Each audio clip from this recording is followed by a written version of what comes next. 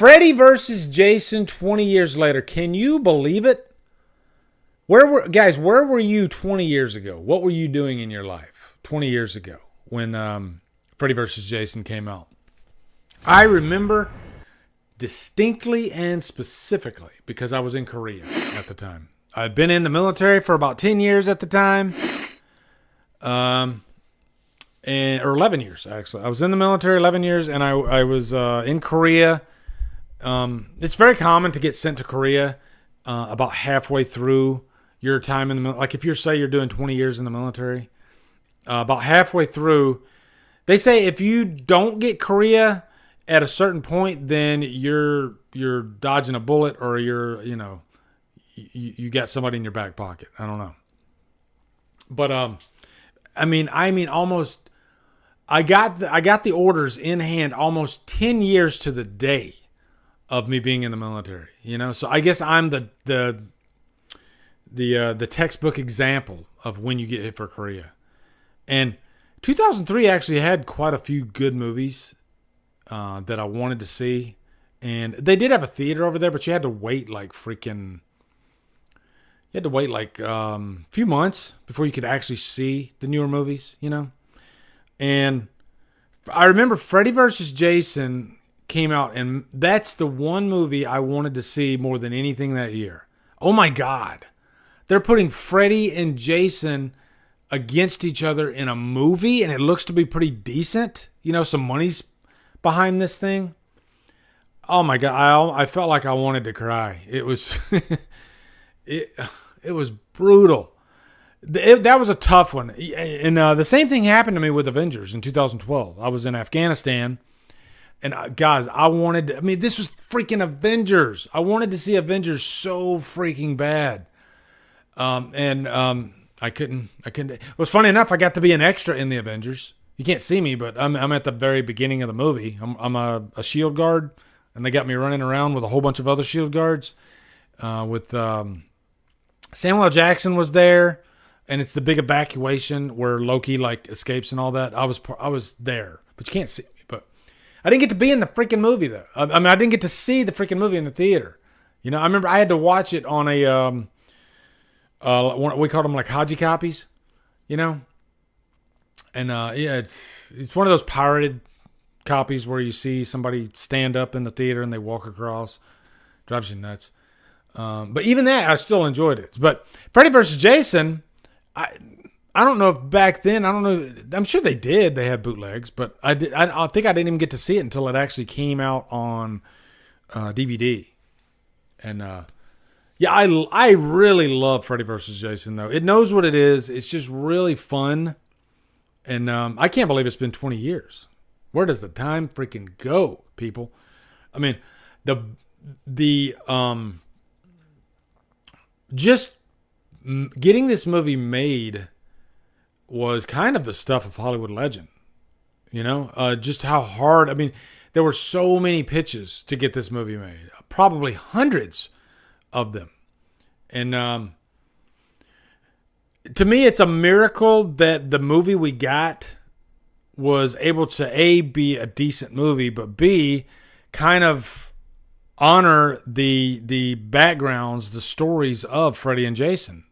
Their backgrounds still are intact in Freddy vs. Jason. No easy feat at all. So the fact that they were able to pull that off and have quite, I don't know if I want to use the word compelling, but interesting, fun, human characters in the movie around Freddy and Jason. No easy feat, I loved the cast in Freddy vs. Jason. Probably that cast with Monica Keena and God, what's her freaking name? Catherine Isabel in there. Jason Ritter, Brendan Fletcher. I mean, stacked freaking cast.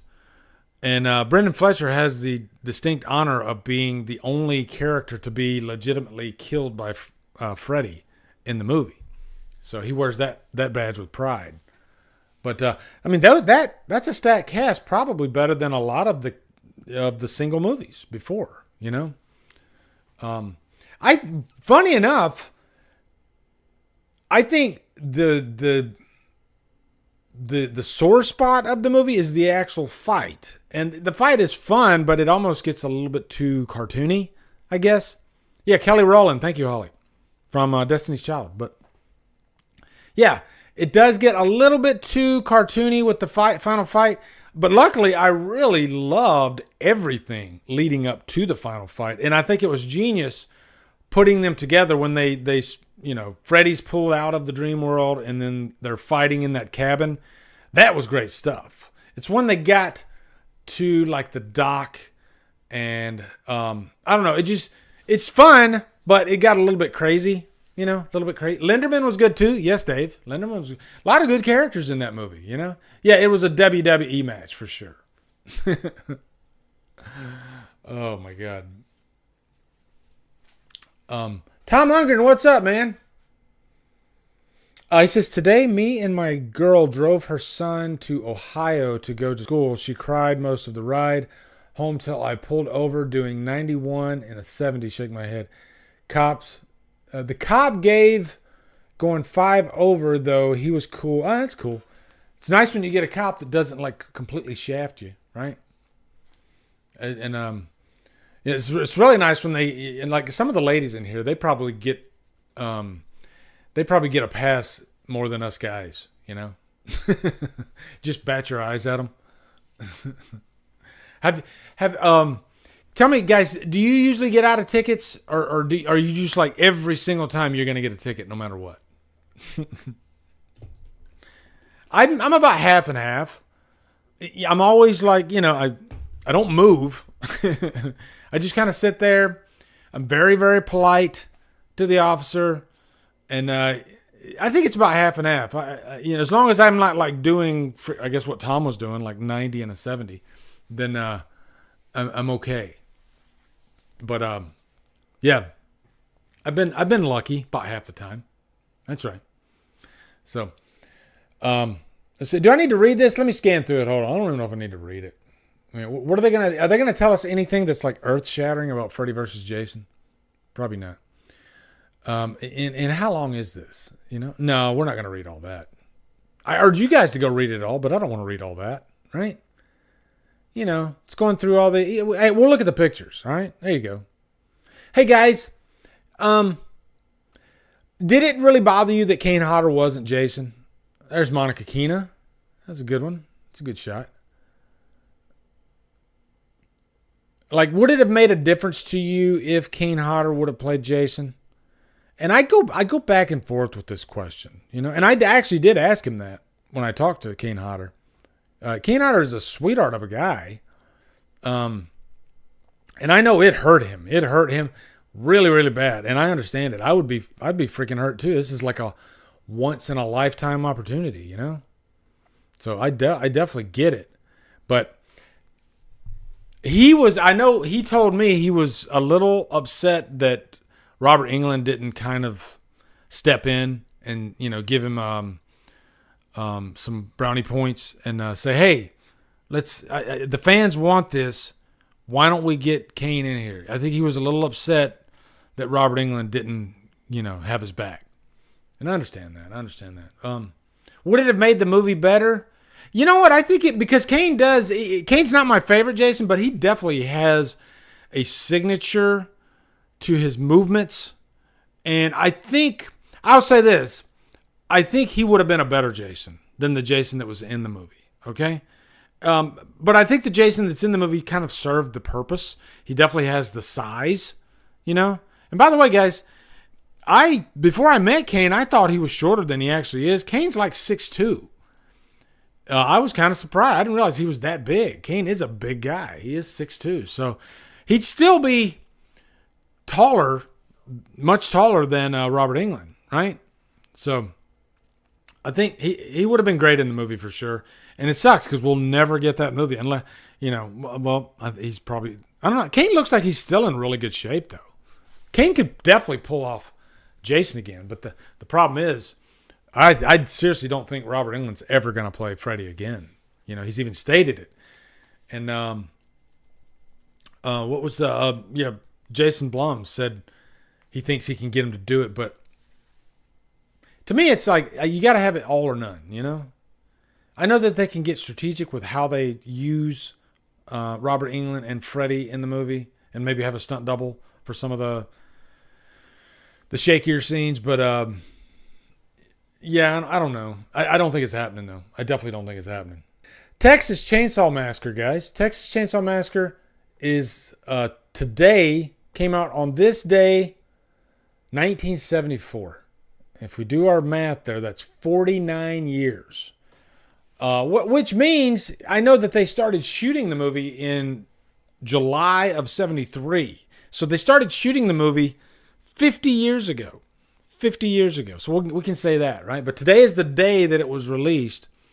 And that's pretty damn cool, actually. That's pretty damn cool. I'm not going to go into... Because I know on one of my live streams, I think last year, I stated... I had this whole thing about which movie is better. Is it the remake or is it the original? And I rarely watch my own videos, but I was curious because sometimes you forget a lot of stuff you said, and this was over a year ago. I was like, I'll throw on the old the clip that I did about which is better, and I was like, damn, I was a little bit.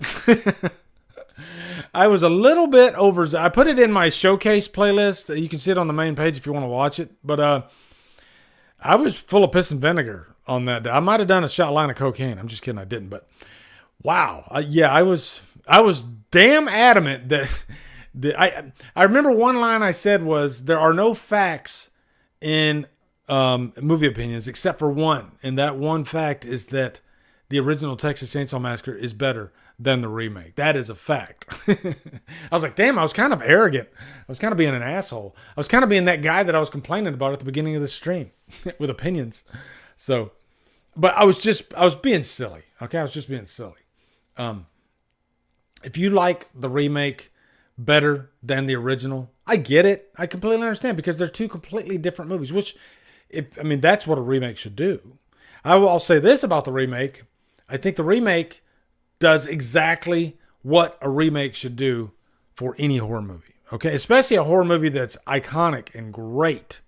You know?